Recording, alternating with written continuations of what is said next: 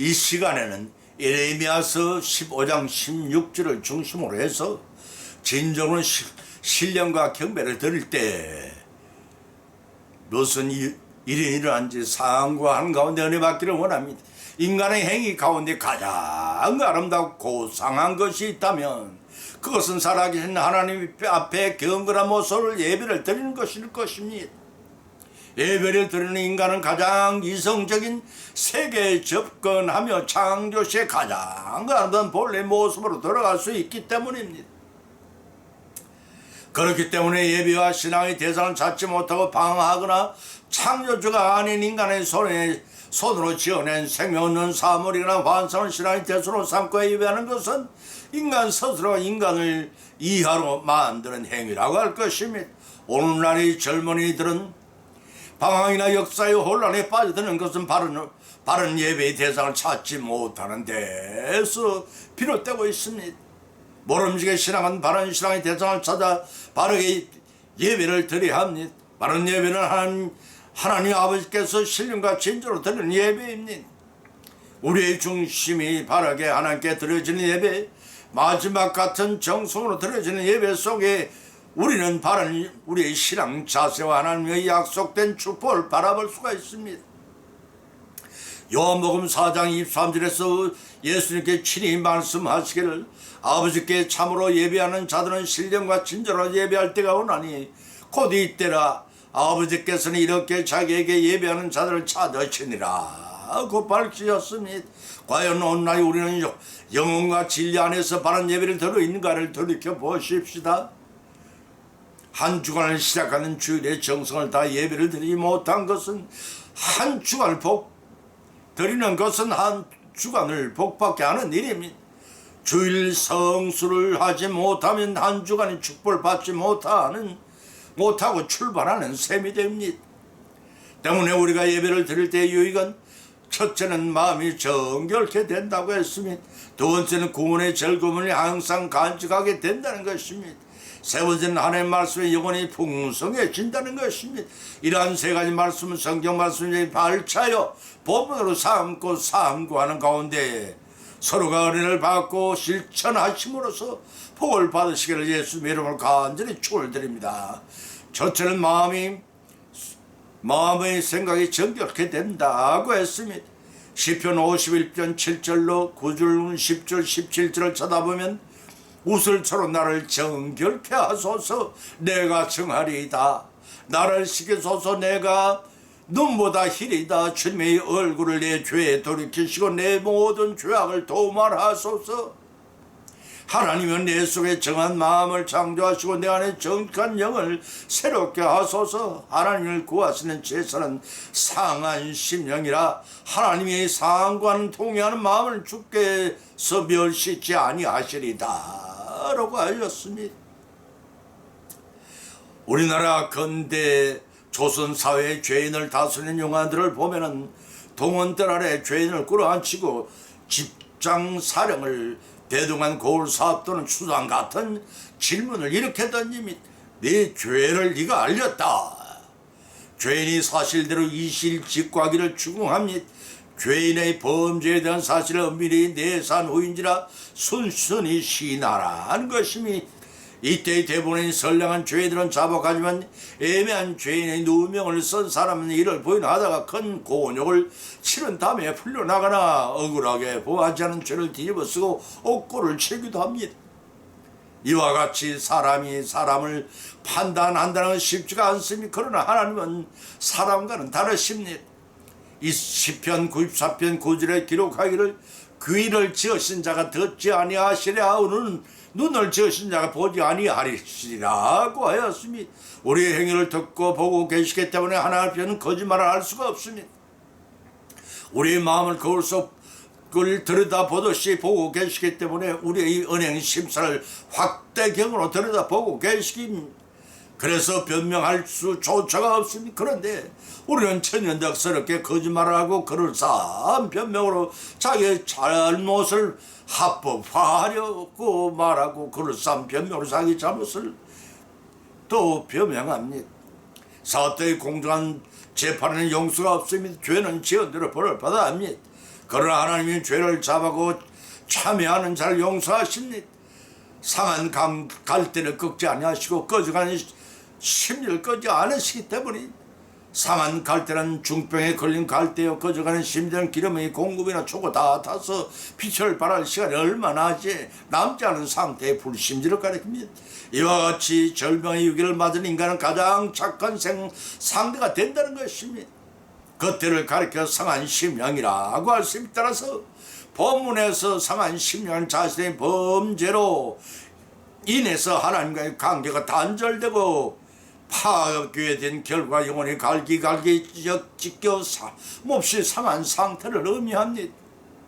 이는 다윗이 바세바의 불륜의 관계를 맺고 이를 완전 범죄로 위장하려고 그녀의 남편 우리아를 살해했지만 사건이 탄로나자 하나님 앞에 엎드려 자복을 했습니다.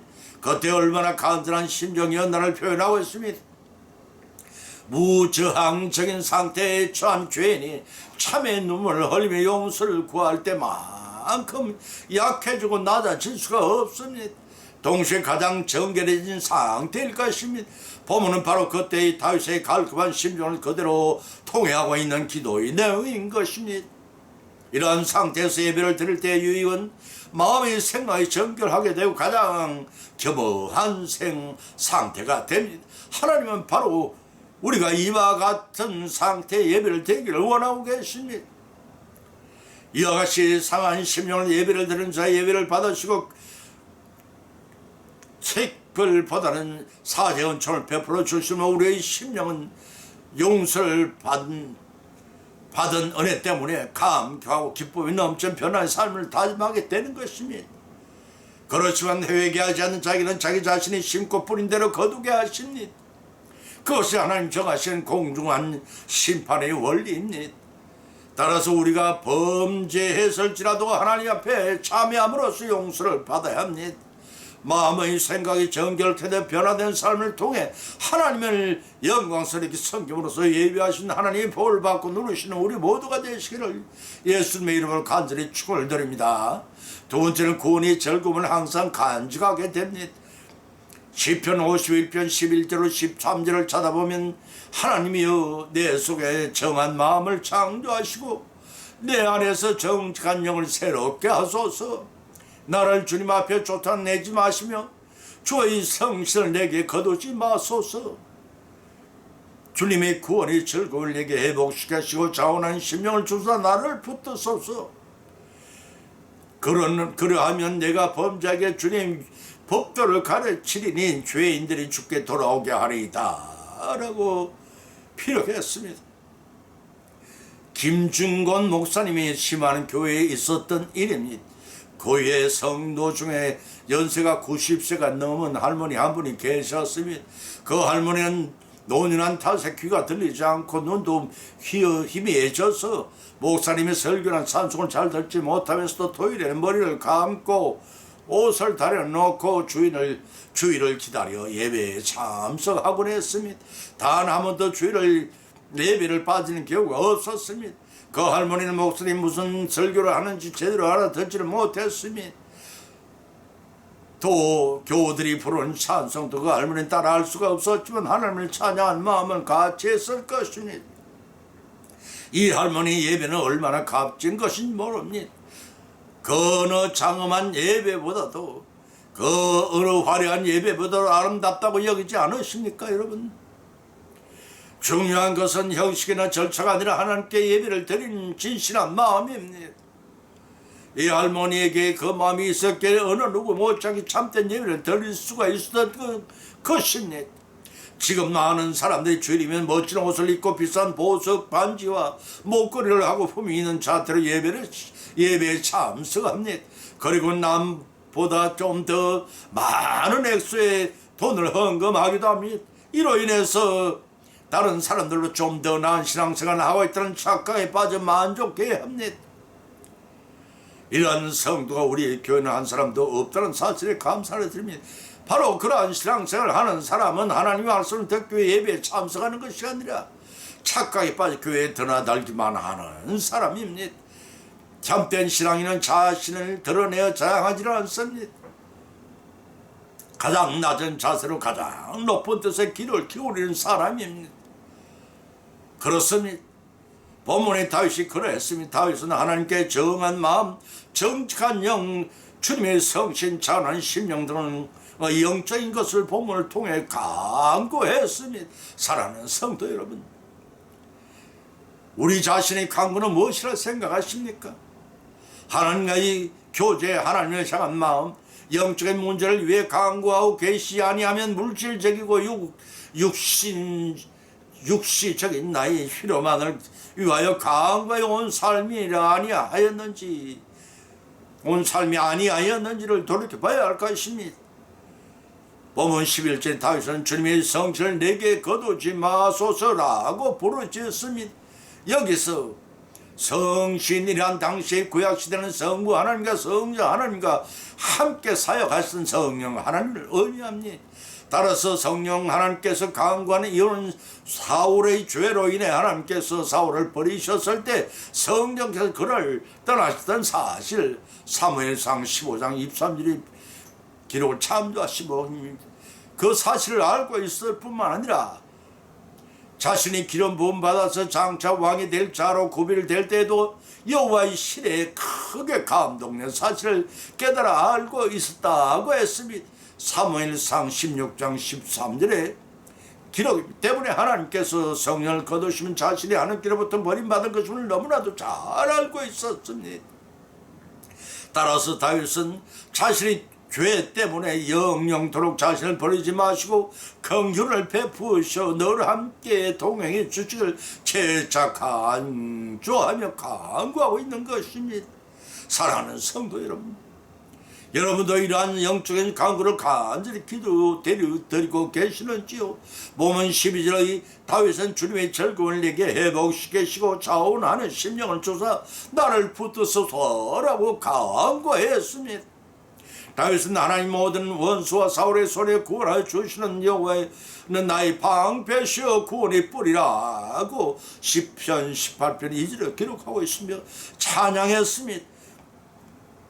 선지자 이사야는 주 여호와는 나의 힘이 되시며 노래시며 구원이심이라고 이사야서 12장 2절에 찬양을 했습니다.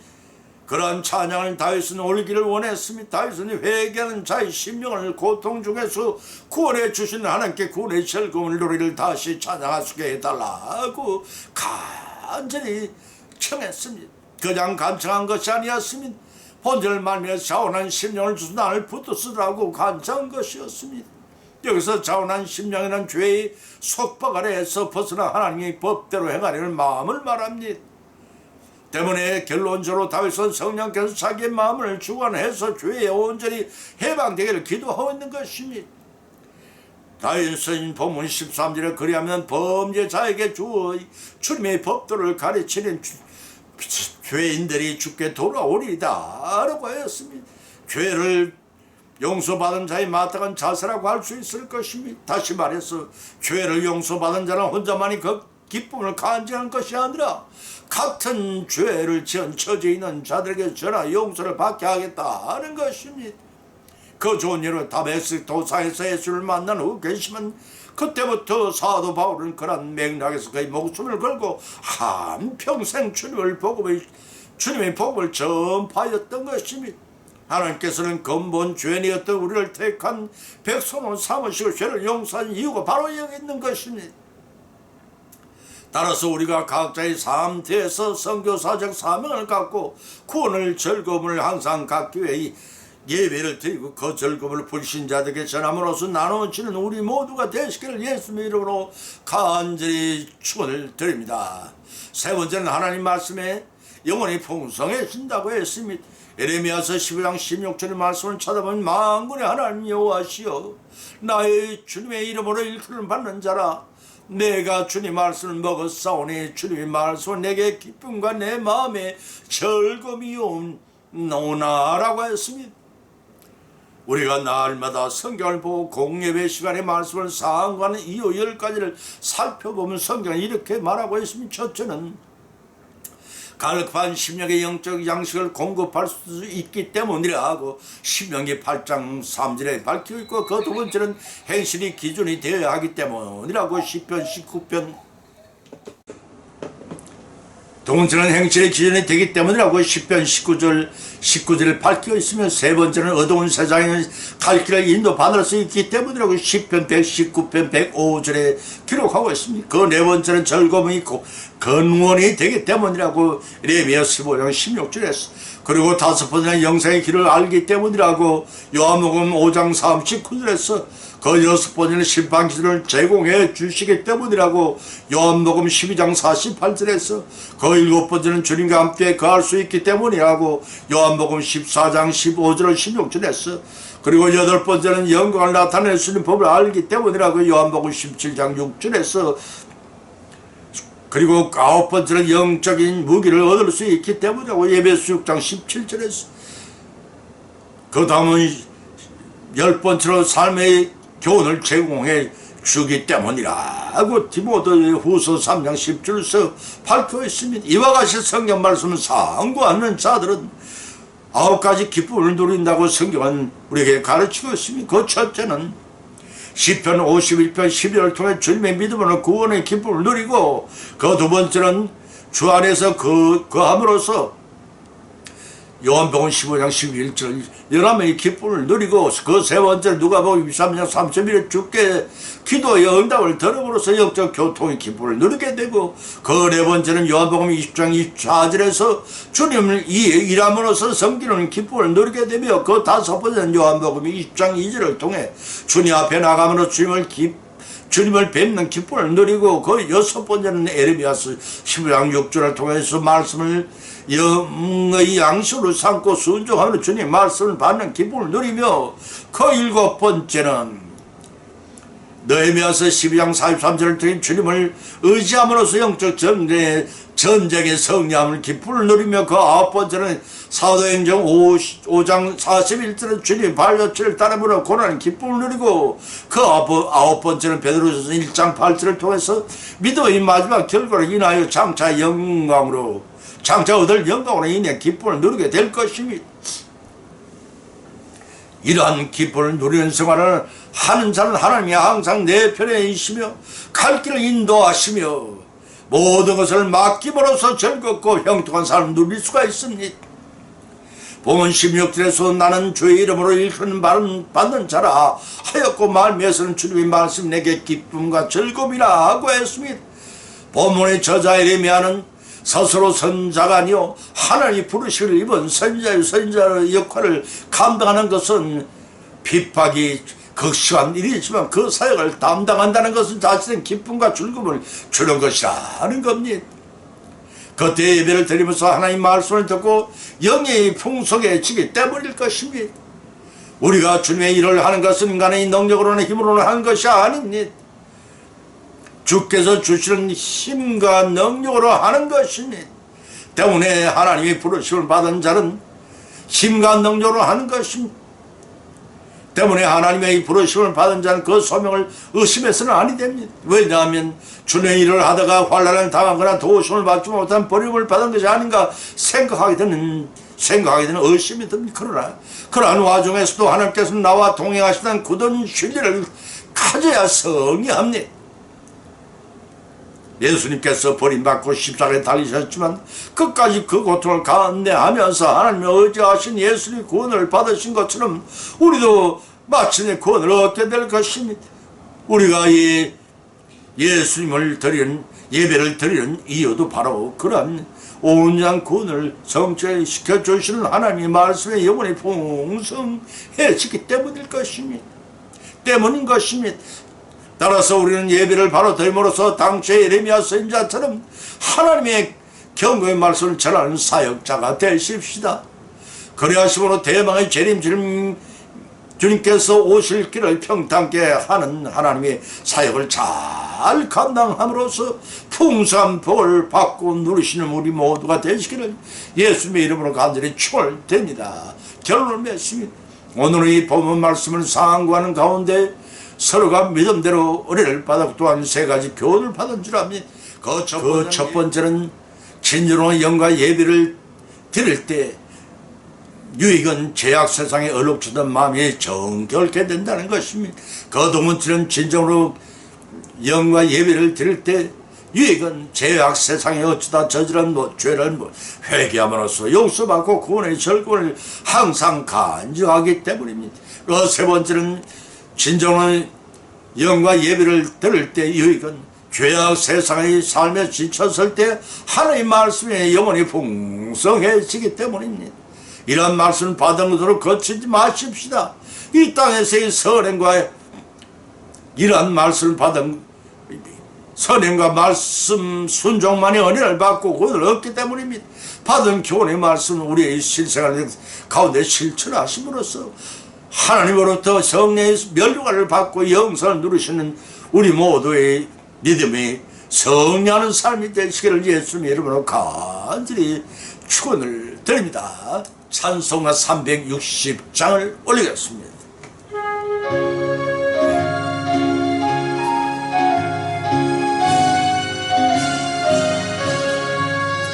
행구나 발소리에 주님 호령 나서네 십자가의 궁기를 높이 들고 나가세 선한 싸움 다 싸우고 의의 면류관 받았으리라 선한 싸움 다 싸우고 의의 면류관 예루살렘 성에서 면류관 받으리 저 요단 강 건너 우리 삶 마치는 날 의의 면류관 예루살렘 성에서